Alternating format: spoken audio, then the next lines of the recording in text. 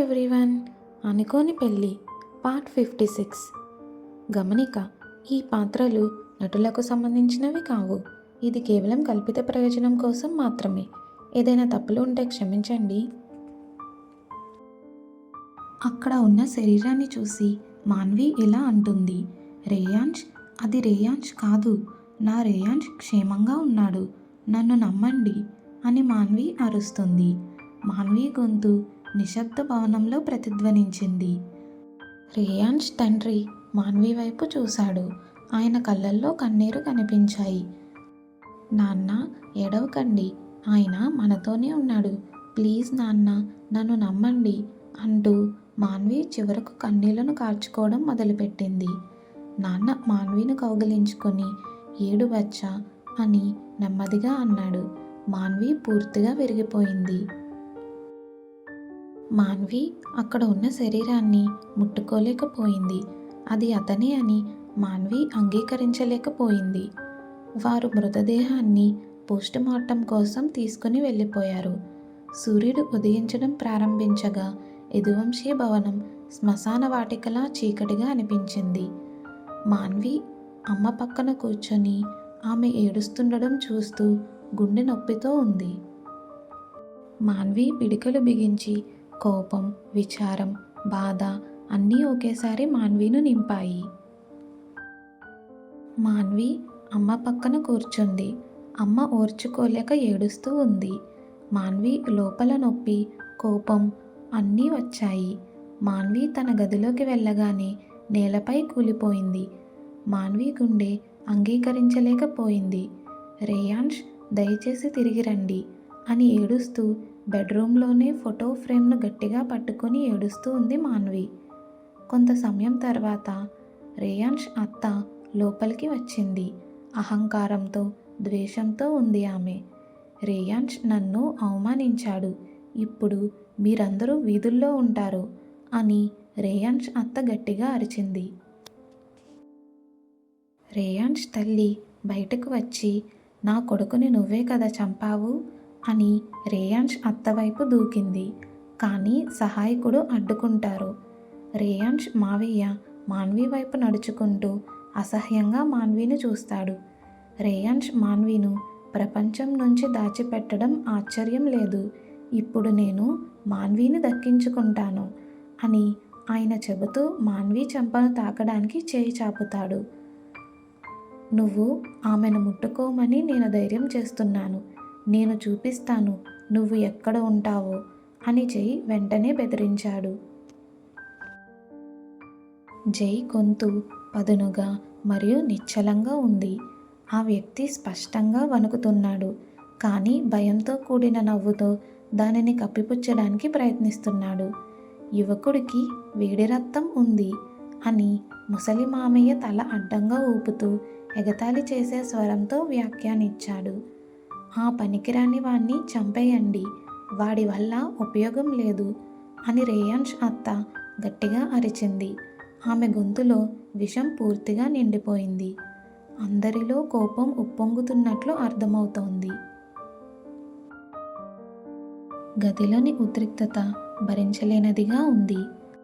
నా కొడుకు గురించి మాట్లాడడానికి ధైర్యం చేస్తే నిన్ను చంపేస్తాను అని రేయాంష్ తల్లి గట్టిగా అరిచింది. ఆమె చూపు రేయాంష్ అత్తపైన ఉగ్రమైన రక్షణాత్మకమైన వ్యక్తిపై స్థిరంగా ఉంది. మాను ఇలా చూడడం ఇదే మొదటిసారి. ఇప్పుడు ఈ ఇంట్లో నా ప్రియురాలి తప్ప ఒకరు కూడా బ్రతికి ఉండరు అని రేయాంష్ మావయ్య నవ్వుతూ అంటాడు. అతని కళ్ళు గదిని స్కాన్ చేస్తూ ఉంటాయి. అతని మాటలు కడుపుకి అసహ్యంగా కదిలించాయి. ఇప్పుడు నేను ముందుగా ఎవరిని చంపాలి? నువ్వా లేక నువ్వా అని రేయాంష్ మావయ్య నెమ్మదిగా వారిలో ప్రతి ఒక్కరి వైపు వేలు చూపిస్తూ అంటున్నాడు. మిస్టర్ మల్హోత్రా, మిస్టర్ కపూర్ మరియు నా తల్లి అని పిలువబడే మీరు ఏదో మర్చిపోతున్నారని అనుకుంటున్నాను అని జై తన చిరునవ్వును తిప్పికొట్టేయకుండా అన్నాడు. నువ్వు పిచ్చివాడివి యువకుడా అని మిస్టర్ మల్హోత్రా తన కుర్చీలోంచి నిల్చొని ముఖం కఠినంగా చూస్తూ అన్నాడు. లేదా బహుశా నువ్వు వయసు మీరిపోతున్నందున పిచ్చివాడివి అయి ఉండవచ్చు అని జై ఎదురు చెప్తాడు.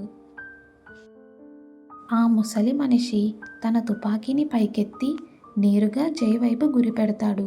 అతని ముఖం గట్టిపడుతుంది. ఊపిరి ఆగిపోయేంత టెన్షన్. కానీ జై కదలడు. అతని చిరునవ్వు ఇంకా స్థిరంగానే ఉంటుంది. నిన్ను కొన్ని సెకండ్ల పాటు వదిలేస్తున్నాను, కానీ ఇక్కడ ఉన్న అందరినీ చంపేసే ముందు కాదు అని ఆ ముసలివాడు చెప్పాడు. అతని ఇప్పటికే గెలిచినట్లుగా అతని నవ్వు విశాలమైందిగా వచ్చింది. అభయ్ యదువంశీని అంటే రేయాన్స్ తండ్రిని మోకాళ్ళపై చూడాలని నేనెప్పుడూ కోరుకున్నాను అని కపూర్ వెక్కిరిస్తూ అంటాడు. ఎందుకో తెలుసా? ఎందుకంటే మీ కొడుకు నన్ను ప్రపంచం ముందు మోకరిల్లేలా చేశాడు అని. అతని గొంతు బిగ్గరగా ఉంటుంది, చేదుతో నిండి ఉంటుంది. అలా చెప్తాడు. నాన్న వైపు అందరి చూపులు మల్లుతాయి. ఆయన కదలడు. బలహీనత కూడా కనిపించదు. మరణం ముందు కూడా ఎవరి ముందు మోకరిల్లని ఆయన స్వరమే చెబుతుంది, నీ కోరిక ఎప్పటికీ నెరవేరదు అని రేయాన్స్ తండ్రి స్థిరమైన స్వరంతో బదిలిస్తాడు. కానీ కపూర్ నవ్వుతూ తన తుపాకీని రేయాన్స్ తల్లి వైపు తిప్పుతాడు. సరే అయితే ముందు నీ భార్యను చంపేస్తాను అని కపూర్ చల్లగా అంటాడు, ట్రిగర్ మీద వేలు బిగిస్తూ. వద్దు, నువ్వు ఆ ధైర్యం చేయకు అని చాచు అరుస్తూ నిరాశగా గొంతు విప్పాడు. అప్పుడు నీ సోదరిని మోకరిల్లమని చెప్పు అని కపూర్ డిమాండ్ చేస్తాడు. అతని స్వరం కఠినంగా మరియు క్షమించలేనిదిగా ఉంది. తుపాకీ ఇప్పటికీ రేయాన్స్ తల నుండి కదలలేదు. రేయాన్స్ తండ్రి ఒక్క క్షణం తడబడతాడు. తర్వాత ఊపిరి పీల్చుకొని, సరే కానీ నా భార్యని వదిలేయి అని చెప్పి మోకాళ్ళపైకి దిగడం ప్రారంభిస్తాడు. అతను పూర్తిగా మోకరిల్లక ముందే గదిలో పెద్ద తుపాకీ శబ్దం వినిపిస్తుంది. భయం అందరినీ నిశ్చలంగా నిలిపేసింది. భయంతో కళ్ళు మూసుకున్న వారికి ఒక పెద్ద శబ్దం వినిపిస్తుంది. కళ్ళు తెరిచేసరికి కపూర్ నేలపై మోకాలని పట్టుకొని ఉంటాడు. మీరు నన్ను స్వాగతించరా అని ప్రధాన ద్వారం నుండి ఒక శక్తివంతమైన స్వరం వినిపిస్తుంది. ప్రతి తల అటువైపు తిరుగుతుంది. రేయాన్స్, రేయాన్స్ అని అందరూ ఆశ్చర్యంతో మాటలు తప్పించుకుంటున్నారు. నువ్వు చచ్చిపోయావు కదా, అయితే ఎలా అని మల్హోత్రా భయంతో తడబడుతూ అడుగుతాడు. నిశ్శబ్దం గదిని కమ్మేస్తుంది. కపూర్ గార్డులు స్పందించే లోపే సాయుధులు ఇంట్లోకి దూసుకువచ్చి వారిని పట్టుకుని బయటకు లాగుతారు. ఇప్పుడు కపూర్, మల్హోత్రా, రేయాన్స్ అత్త మాత్రమే మిగిలి ఉన్నారు. ఏం, నువ్వు ఎలా బతికి ఉన్నావు అని రేయాన్స్ అత్త రేయాన్స్ వైపు వణుకుతూ చూస్తూ అడుగుతుంది. రేయాన్స్ ప్రశాంతంగా సోఫా దగ్గరకు వెళ్ళి కూర్చుంటాడు, ఒక రాజులా. నీకు మర్యాద లేదు అత్తా అని అంటాడు రేయాన్స్ నకిలీ చిరునవ్వుతో. నేను ఇప్పుడే వచ్చాను, నువ్వు ఇప్పటికే నన్ను ప్రశ్నిస్తున్నావా అని అంటాడు రేయాన్స్. ఓహో, నన్ను క్షమించండి, బాధగా ఉందా? అతను కపూర్ వైపు చూస్తూ వెక్కిరిస్తాడు. నువ్వు ఎలా బతికి ఉన్నావు అని మల్హోత్రా మళ్ళీ అడుగుతాడు. ఇప్పుడు నా జీవితం గురించి కాదు, నీ జీవితం గురించి చింతించు అని రేయాన్స్ కోపంగా అంటాడు. ఇది ఏమిటో చెప్పు అని నాన్న గొంతు కఠినంగా వినిపించింది. రేయాన్స్ నిర్లక్ష్యంగా వెనక్కి వాలిపోయాడు. నిజానికి నాన్న, మల్హోత్రా, కపూర్ నన్ను చంపాలని ప్లాన్ చేశారు. అదృష్టవశాత్తు నాకు సకాలంలో తెలిసింది. నేను వాళ్ళని అప్పుడే చంపేసేవాణ్ణి. కానీ మనకు దగ్గరగా ఉన్న ఎవరో సమాచారాన్ని లీక్ చేస్తున్నారని తెలిసింది. కాబట్టి నేను వాళ్ళతోనే గేమ్ ఆడాను.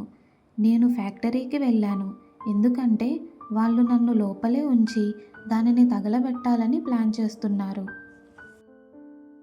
అది వారి ప్రణాళికలో భాగం. కానీ నాకు నా సొంత ప్లాన్ ఉంది అని రేయాన్స్ ప్రశాంతంగా కొనసాగించాడు.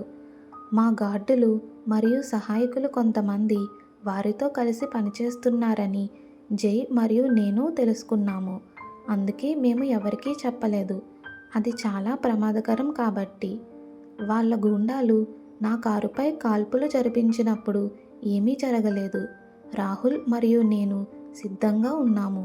అతను ఉద్దేశపూర్వకంగా నదిలోకి కారులో వెళ్ళాడు మరియు మేము నిశ్శబ్దంగా ఈదుకుంటూ దాటాము.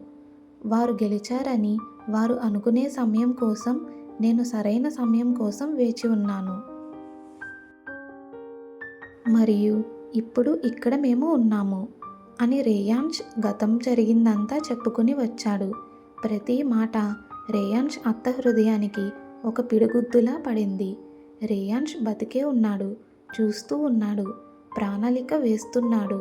ఈ ప్రమాదకరమైన ఆట ఆడుతున్నాడు రేయాన్ష్.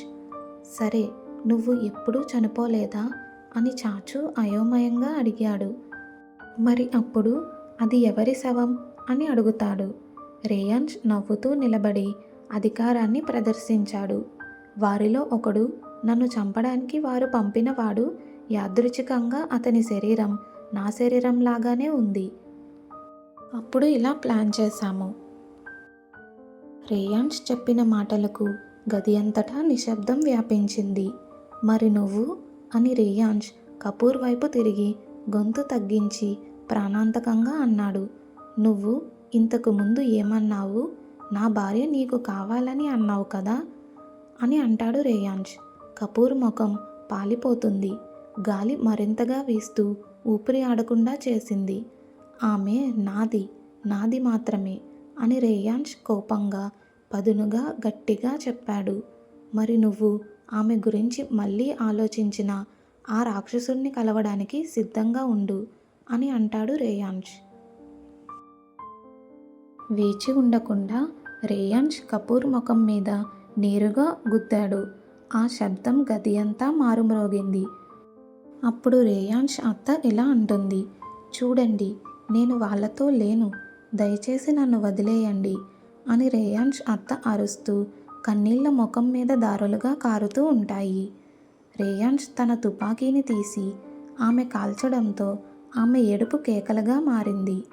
నా ప్రియమైన అత్త, రేయాన్ష్ నవ్వుతూ బాధతో ఏడుస్తూ అన్నాడు.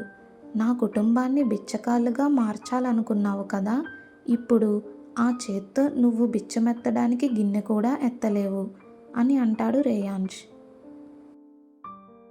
వాళ్ళందరినీ బేస్మెంట్కి తీసుకువెళ్ళు అని రేయాన్ష్ ఆజ్ఞాపిస్తాడు. గొంతు ప్రశాంతంగా చల్లగా ఉంటుంది. గార్డులు కపూర్, మల్హోత్రా మరియు రేయాన్ష్ అత్తను గది నుండి బయటకు లాక్కుని వెళ్తారు. అంతా అయిపోయిందని అనిపించిన మాన్వి గుండెల్లో తెలియని భయం మిగిలి ఉంది. ఇది కేవలం ప్రారంభమే. Next part continues. రేయాన్ష్ మరియు మాన్వి అనుకోని పెళ్లి జీవితాన్ని తెలుసుకోవడానికి లైక్ చేసి, షేర్ చేసి, సబ్స్క్రైబ్ చేయండి.